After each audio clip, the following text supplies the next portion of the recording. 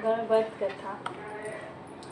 कथा की महत्वता। हमारा देश भारत धर्म पर व्रत एवं पर्वों का देश है। हमारे यहाँ मास, वार, संक्रांति, तिथि आदि सभी के व्रत एवं पूजन की विधि है। प्रत्येक व्रत का अपना महत्व है, अपना फल है।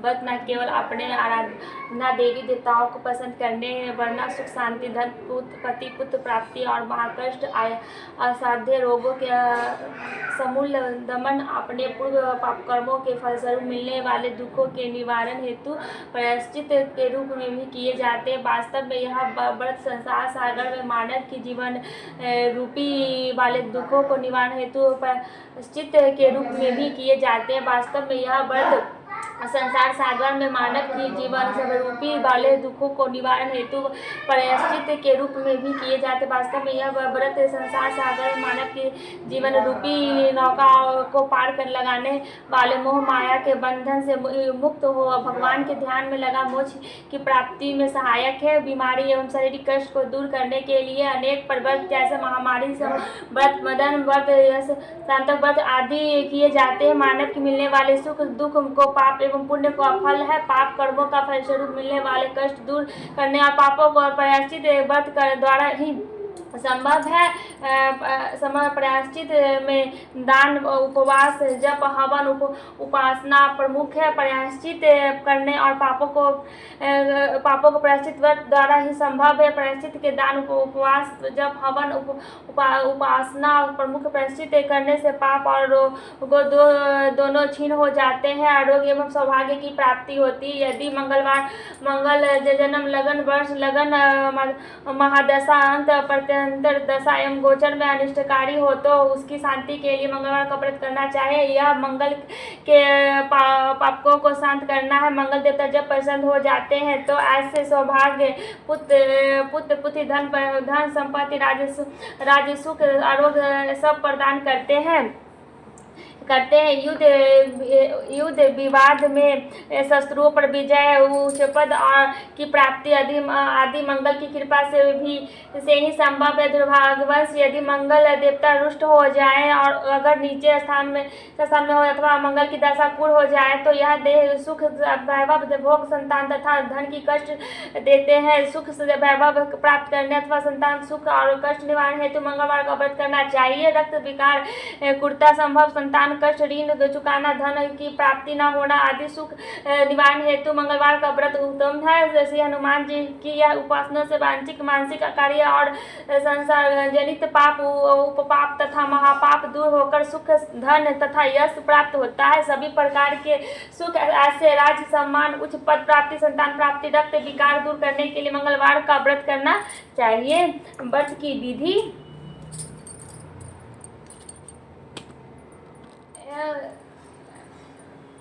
श्री सुत जी ने कहा, हे मुनि, आपने लोक कल्याण के लिए बहुत ही उत्तम बात पूछी है। एक बार युधिष्ठिर ने भगवान श्री कृष्ण से लोक कल्याण के लिए यह प्रश्न किया था। भगवान श्री कृष्ण और युधिष्ठिर ने संवाद में आपके सामने कहो ध्यान देकर सुनो। एक समय हस्तिनापुर की राज्यसभा में योगीराज श्री कृष्ण बैठे हुए थे। तब युधिष्ठिर ने भगवान श्री कृष्ण से प्रश्न किया, हे प्रभु नंदन गोविंद, आपने मुझे अनेक कथाएं सुनाई। आज कृपया करके कोई ऐसी व्रत या कथा सुनाइए जिसके करने से मनुष्य के रोग, चिंता तथा भय में मुक्त हो तथा उसे पुत्र की प्राप्ति हो। हे प्रभु, बिना पुत्र मनुष्य का जीवन व्यर्थ है, वह नरकगामी होता है। पुत्र न के बिना मनुष्य प्रीति ऋण से छुटकारा नहीं पा सकता और न वह पूर्णांग नरक से उद्धार हो पा सकता। अतः पुत्रदायक व्रत बतलाइए।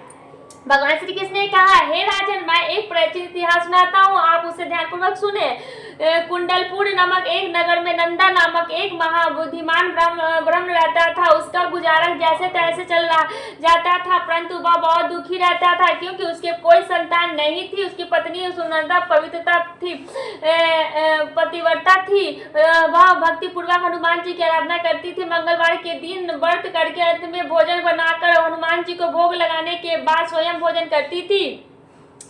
हनुमान एक मंगलवार को कार्य में अधिकता के कारण वह हनुमान जी को भोग न लगा सकी। इस पर उसे बहुत दुखी हुआ। उसने स्वयं भी भोजन नहीं किया, प्रण किया कि अब मैं अगले मंगलवार को हनुमान जी को भोग लगाकर ही अन्न जल ग्रहण करूंगी। ब्राह्मणी सुनता प्रतिदिन भोजन बनाती, सदापूर्वक पति को खिलाती, परंतु स्वयं भोजन ग्रहण नहीं करती और मन ही मन हनुमान जी को आराधना करती। इस प्रकार 6 दिन तक ब्राह्मणी सुनंदा अपने प्रण के अनुसार भूखी प्यासी निराहार रहती, परंतु 7वें दिन मंगलवार को वह प्रातःकाल ही बेहोश होकर गिर पड़ी। सुनंदा की इस असीम भक्ति का हनुमान जी बहुत प्रसन्न हुए और उसके प्रमुख प्रकट होकर बोले, सुनंदा मैं तेरी भक्ति से प्रसन्न हूँ, तू उठ और वर मांग। सुनंदा अपने आराध्य देव श्री हनुमान जी को अपने समझ पाकर आनंद से विहुक हो उसने उनके चरणों को में गिर पड़ी और कहा, हे प्रभु मेरे कोई संतान नहीं है, कृपया करके मुझे संतान प्राप्त करे। हे श्री हनुमान जी ने कहा, तेरी इच्छा पूर्ण होगी, तेरे यहाँ एक कन्या उत्पन्न होगी जिस उसके आश्रित प्रतिदिन सोना दिया करेंगे। इस प्रकार वह देखकर हनुमान जी अंतर ध्यान हो गए। ब्राह्मणी सुनंदा बहुत हर्षित हुई। उसने अपने यह समाचार अपने पति को जाकर कहा। ब्रह्मदेव कन्या का वरदान सुनकर कुछ दुखी हो गया, परंतु सोना मिलने के बाद सुनी तो बहुत प्रसन्न हुए। विचार किया कि ऐसी कन्या के साथ मेरी निर्धनता भी समाप्त हो जाएगी। हनुमान जी की कृपा से वह ब्राह्मणी गर्भवती हुई और 10वें महीने में उसने एक सुंदर कन्या का जन्म दिया। यह कन्या अपने पिता के घर में ठीक उसी तरह से बढ़ने लगी जिस प्रकार शुक्ल पक्ष की चंद्रमा बढ़ता है। 10वें दिन ब्रह्म ने उसे बालिका का नामकरण संस्कार कराया। उसके कुल पुरोहित ने उस बालिका का नाम रत्नावला रखा। इस कन्या ने पूर्वजन्म की विधि विधान से मंगलवार का व्रत किया था। रत्नावला का अष्टगण प्रतिदिन बहुत सा सोना देता था। उस सोने से नंदा ब्रह्म बहुत धनवान हो गया। तो नंदा ने नंदा बहन से कहा, हमारी पुत्री रत्नावला विवाह योग्य हो गई है, अतः कोई सुंदर तथा योग्य वर देखकर उसका विवाह कर दे। यह सुनकर नंदा ब्रह्म बोला, अभी तो रत्नावला बहुत छोटी है। तब ब्राह्मणी बोली, शास्त्रों की आज्ञा है कि कन्या 10वें वर्ष में गौरी, 9वें वर्ष में रोहिणी और 10वें वर्ष में कन्या, इसके पश्चात राजवला हो जाती। गौरी के दान से पाताललोक में, रोहिणी के दान से वैकुंठ और कन्या के दान से इंद्रलोक में सुख की प्राप्ति होती है। प्रतिदिन अगर राजवला का ध्यान किया जाए तो घोर नरक की प्राप्ति होती है। इस प्रकार नंदा हमने कहा, अभी तो रत्नावला 10 की ही है, मैंने तो 16 साल की कन्या का विवाह कराया है, अभी जल्दी क्या है। ब्राह्मणी सुंदर ने कहा, आपको लोभ अधिक हो गया। अगर 11वें वर्ष में कन्या का विवाह नहीं होता है तो उस मासिक धर्म के रक्त का पिता और बड़े भाता पर प्राण करना पड़ता है। शास्त्रों में कहा गया, यदि माता पिता बड़े भाई राजस्वला कन्या को देखते हैं तो वो नरक की गामी होते हैं। नंदा ब्राह्मण ने कहा, ठीक है, मैं कलयुग तलाश में अपना दूत भेज दूंगा। दूसरे दिन ब्राह्मण ने दूत को बुलाया और कहा, मेरी कन्या जैसी सुंदर वैसा ही सुंदर वर उसके लिए तलाश करो। दूत स्वामी की आज्ञा पाकर वर खोजने के लिए चल पड़ा। अनेक नगर घूमने के बाद उसने परंपरा नगर में एक सुंदर ब्रह्म युवक को देखा। वह बालक जिसका नाम सोमेश्वर था बहुत गुणवान था। दूत ने इस सुंदर व गुणवान ब्रह्मपुत्र के बारे में अपने स्वामी को पूर्ण विवरण दिया। नंदा को भी सोमेश्वर अच्छा लगा और फिर एक शुभ मुहूर्त के विधि पूर्वक सोमेश्वर को कन्या का दान करके ब्राह्मणी संतुष्ट हो गए।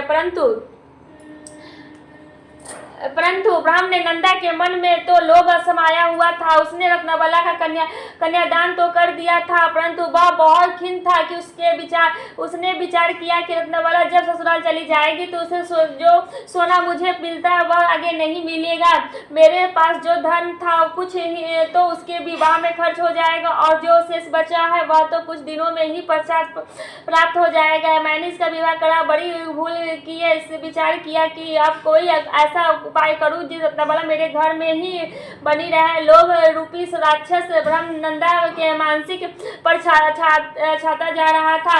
रात भर सैया पर बेचैनी से करवट बदलते बदलते उसने एक पूर्ण निर्णय लिया। उसने विचार किया कि जब रत्नबाला का पति सोमेश्वर उसे अपने घर वापस ले जा रहा होगा तो वह मार्ग में उसका वध करा देगा, अपनी पुत्री को अपने घर वापस ले आएगा, जिससे नियमित रूप से उसे सोना भी मिलता रहेगा और समाज का कोई मनुष्य उसे दोष भी नहीं दे सकेगा। प्रातःकाल हुआ, नंदा और उसकी पत्नी ने अपने जमाता तथा पुत्री को बहुत सारा धन देकर विदा किया। सोमेश्वर अपनी पत्नी रत्नबाला को लेकर अपने नगर की तरफ चल दिया। ब्रह्मनंदा महालोभ से भी वशीभूत हो पाप पुण्य का विचार भी भूल चुका था। अपने भयानक व कूट निर्णय को कार्यरूप देने के लिए उसने अपने दूत को मार्ग में अपने जमाई का वध करने के लिए पहले ही भेज दिया था। दूत मार्ग में छिप कर बैठ गया और जैसे ही सोमेश्वर उसके छिपे स्थान पर पहुंचा, ब्रह्म के दूत ने स्वामी की आज्ञा का पालन करते हुए सोमेश्वर का वध कर दिया। जिसके पश्चात उसने यह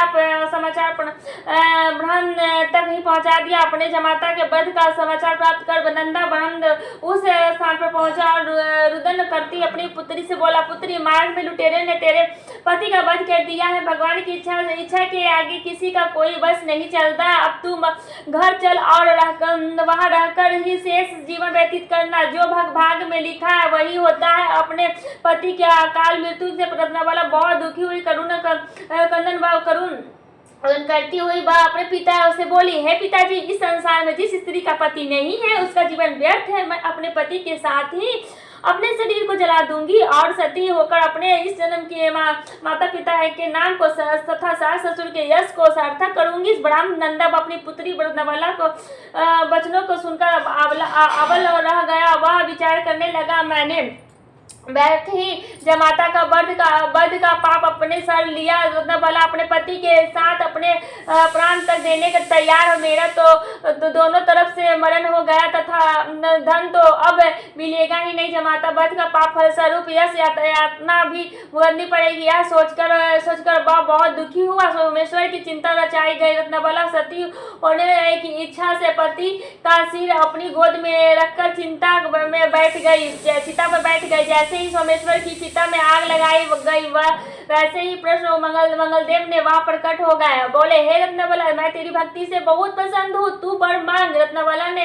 अपने पति की जीवन दान मांगा। मंगलदेव ने बोले, रत्नबाला, तेरा पति अजर अमर है, यह बड़ा विधान भी होगा। इसके अंतरिक्त जो इच्छा है वह सब वर मांग। रत्नबाला ने कहा, हे ग्रहों की स्वामी, यदि आप मुझ पर प्रसन्न है तो मुझे यह वरदान दीजिए, जो भी मनुष्य भगवान मंगलवार के दिन प्राप्त कर लाल पुष्प लाल चंदन से पूजन करके आपका स्मरण करे, उसे रोग व्याध न हो, स्वजनों से कभी वियोग न हो, सब अज्ञान तथा ससुरों का भय न रहे। जो स्त्री मंगलवार का व्रत करके वह कभी विधवा न हो, मंगलवार तथास्तु ऐसा ही हो। कहकर ध्यान होगा। मंगल देवता की कृपा से सोमेश्वर जीवित हो उठा और रत्नबाला अपने पति को पुण्य प्राप्त कर बहुत प्रसन्न हुई। सोमेश्वर अपनी पत्नी को लेकर अपने नगर को चला गया।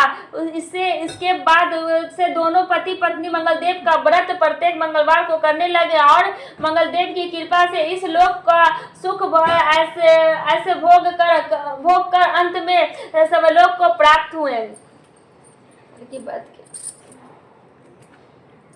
देखिए दोस्तों, मेरा मंगलवार का बुक अब समाप्त हो गया। मैं अब फुल हनुमान जी के पास हाथ देती हूँ। मेरा बुक समाप्त हो गया। अब मैं पढ़ूंगी सुंदरकांड।